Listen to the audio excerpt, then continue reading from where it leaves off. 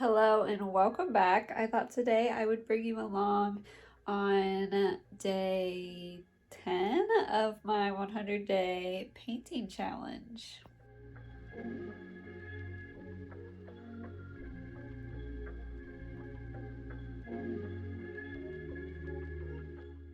So in case you haven't heard me talk about this challenge yet, I've decided to paint every day for the next 100 days, and I'll show you some of the pieces that I've already done. Here is day 1. I have it framed. This was a piece from yesterday. I also have painted my rubber tree.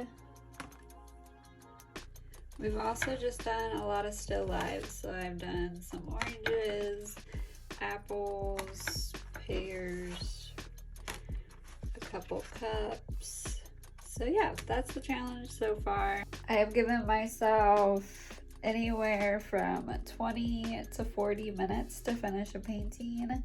My goal is to work on just painting faster and focusing on the big value shapes versus all the tiny little details. So I wanted to show you my current painting process, and I'm going to paint some apples. So for the minis, I am using this Strathmore mixed media paper. It's 6x8. And so far it's been working really well. And then I just use a layer of gesso on top before I start painting.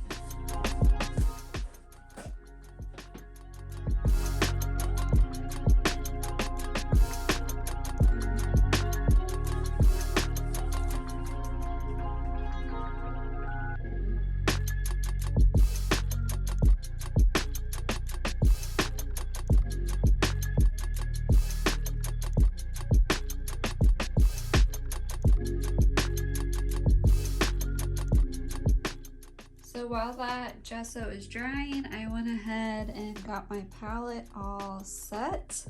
I am using titanium white, chrome oxide green, Payne's gray, cobalt blue hue.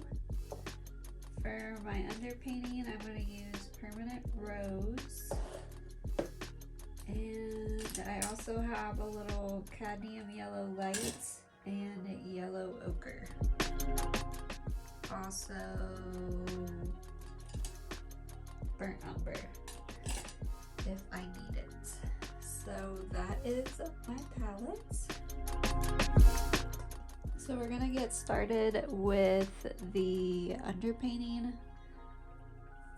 And I don't know if I mentioned this already, but I'm painting 2 green apples, and it has like a blue napkin underneath of it. I'll show you my little still life setup. So I am just going to go in with the underpainting, but first I'm going to set my timer.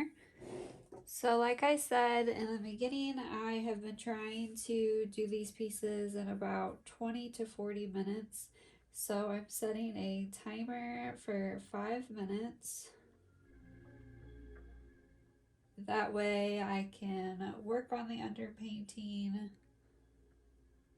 start blocking in some of those shadows, and I'll still stay on track. I won't get too carried away. So we're gonna go ahead and start.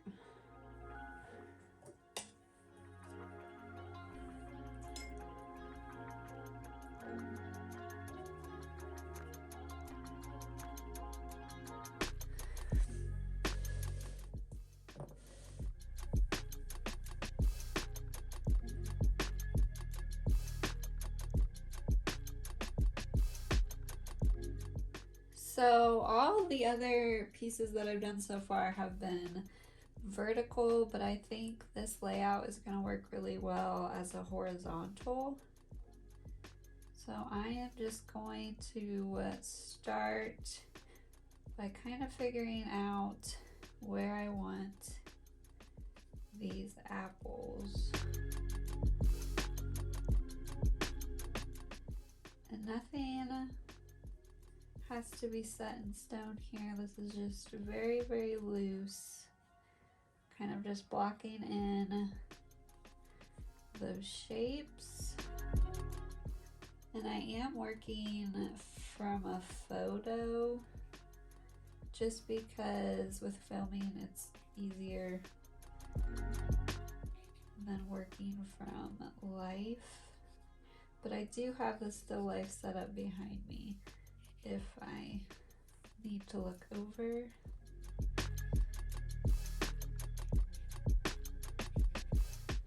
So I'm thinking the apples will be right about here. There's some distance here as well. You can see them overlap.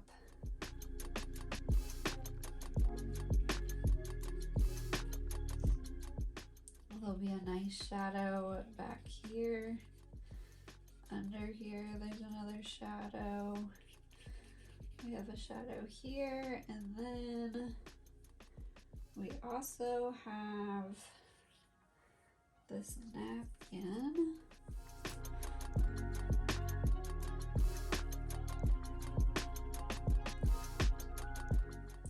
So for the underpainting, I'm just using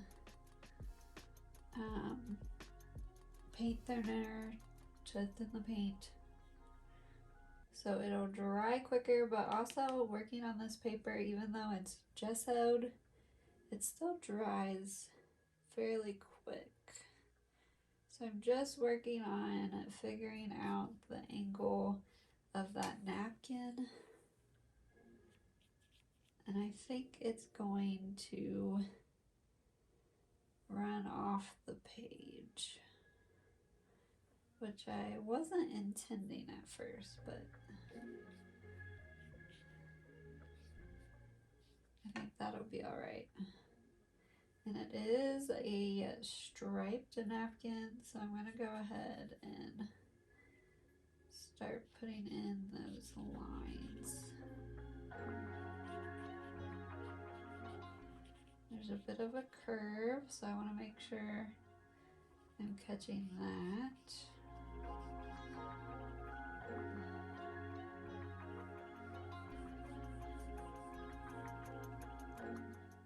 Okay, that's looking pretty good so far. There'll still be some more shadow down here from the napkin.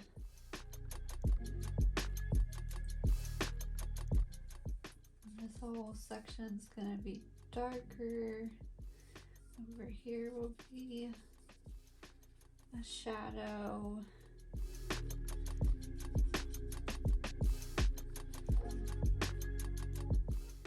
This part will be in shadow as well. And I think I might even be able, no, I'll probably keep that line.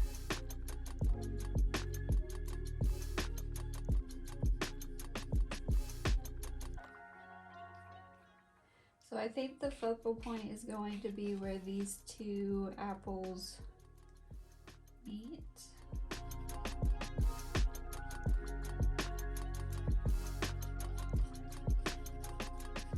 This part here is more in shadow.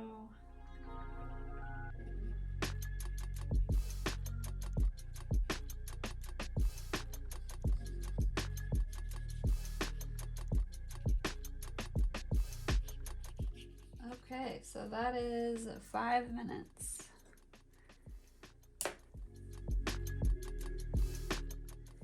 Alright, so the timer is set for 10 minutes now. I'm going to use I think we're going to try to use a size 9 flat brush to start adding in some of the color.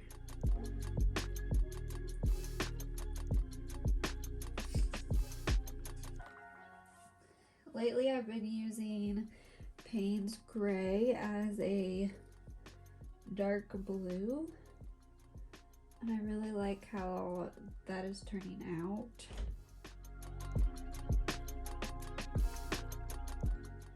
So we're going to start with the apples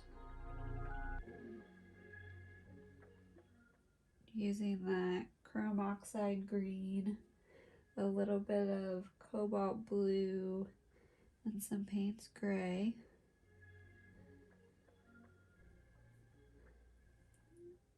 And I want to make sure there's a good amount of contrast in this piece, so I am making it a little bit darker than I think it needs to be. So my darkest value is going to be right there. Add a little bit more chrome oxide green, a little bit of yellow to lighten that dark shade. And this over here is still pretty dark, but it's still lighter than that darkest dark. And this here, we're gonna make like a highlight. No, it'll be probably like a mid-tone, and then we'll have a highlight here. And this part here will be lighter. That way it brings your eye to the focal point of those two apples.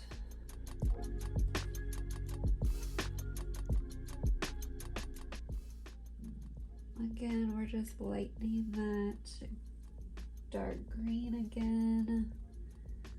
This back here is pretty dark.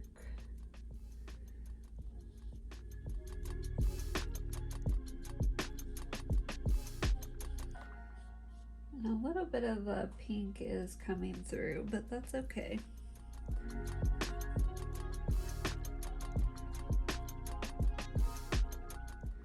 We're gonna take and add some more yellow and come in here.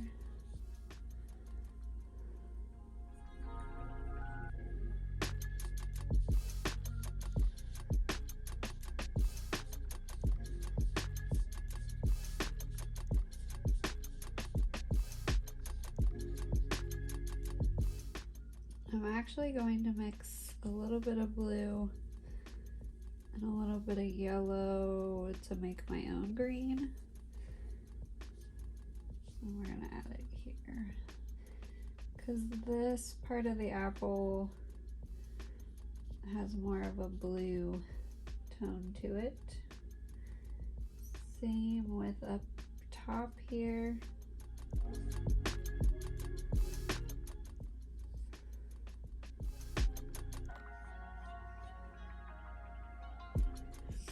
Next, we're gonna add a little bit of white to the lighter mixture. And that part here is pretty light.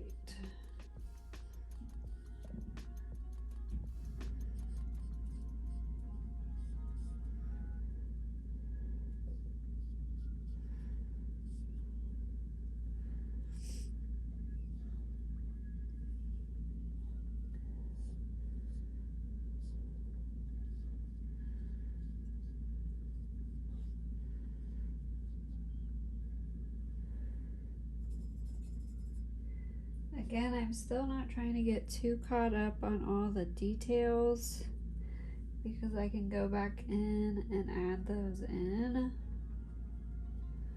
I'm really just trying to block out those big value shapes. And I did run out of white. I don't know why I didn't put more of that on my palette when I started, so I'm adding that in now.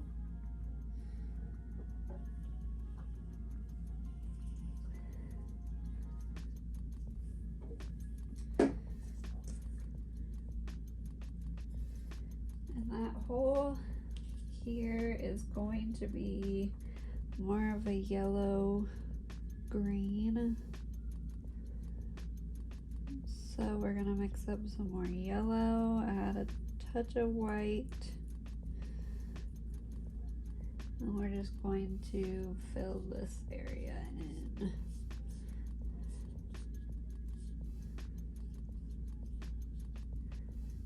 in, we will go back in and clean everything up, blend everything a little bit more, add highlights, but we're moving on to this next apple. And ideally I should have done the dark side of each, but this is just the way that I end up working most of the time. It's not completely how I learned how to paint, but it's the process that has been working best for me. So that's where I'm at with that.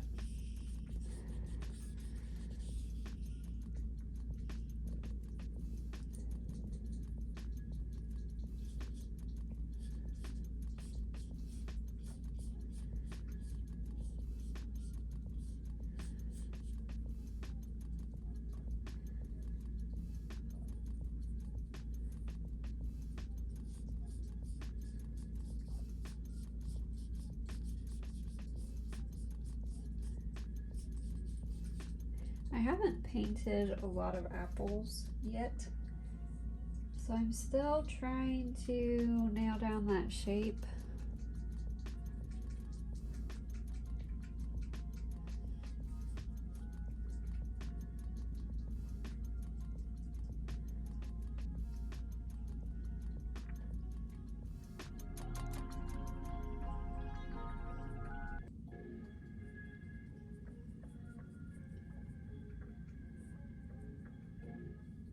And I'm also not pre-mixing my colors. I am kind of just mixing as I go, which I prefer doing. I know a lot of people pre-mix. I used to pre-mix, but then I would change everything up anyway. So with these studies, since I also don't want to spend a whole lot of time on them, I've found it easier just to mix as I go.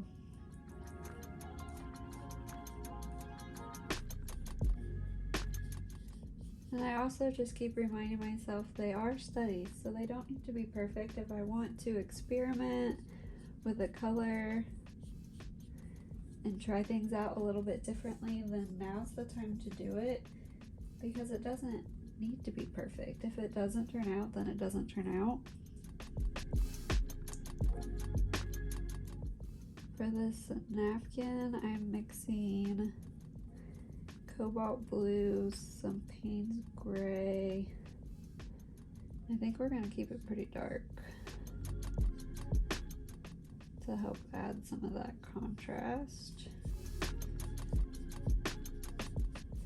And we're leaving a space to add in some white stripes.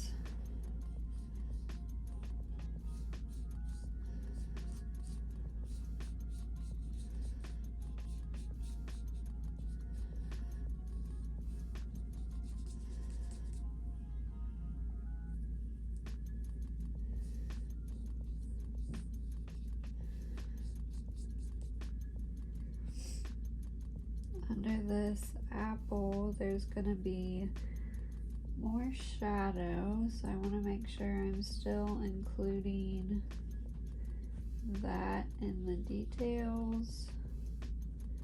Oh no, there's our 10 minutes.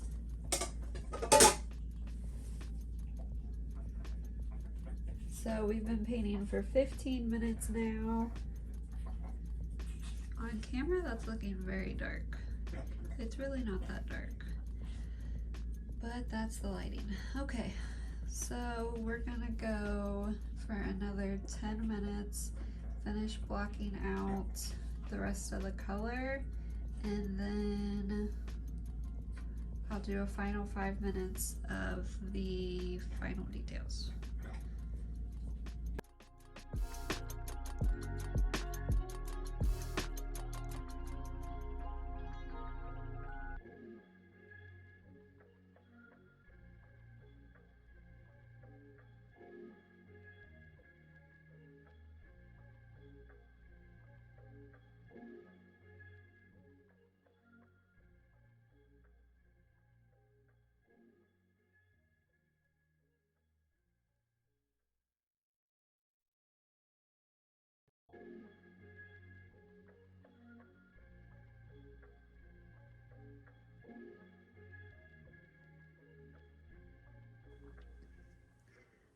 Alright, so we are currently at 25 minutes in.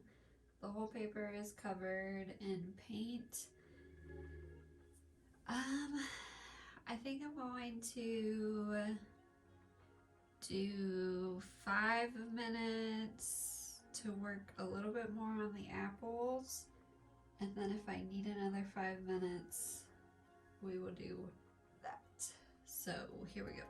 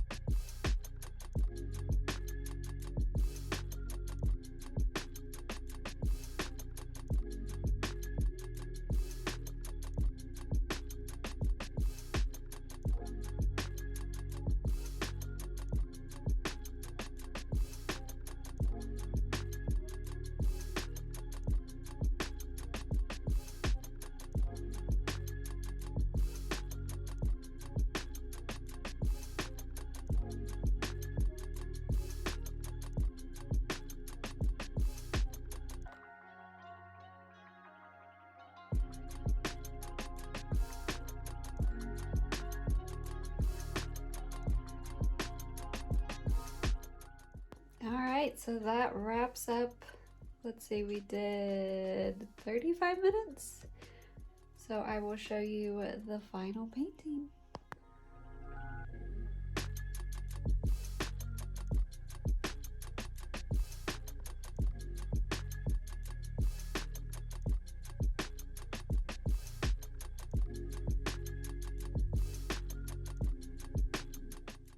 Thank you so much for watching. If you enjoyed this,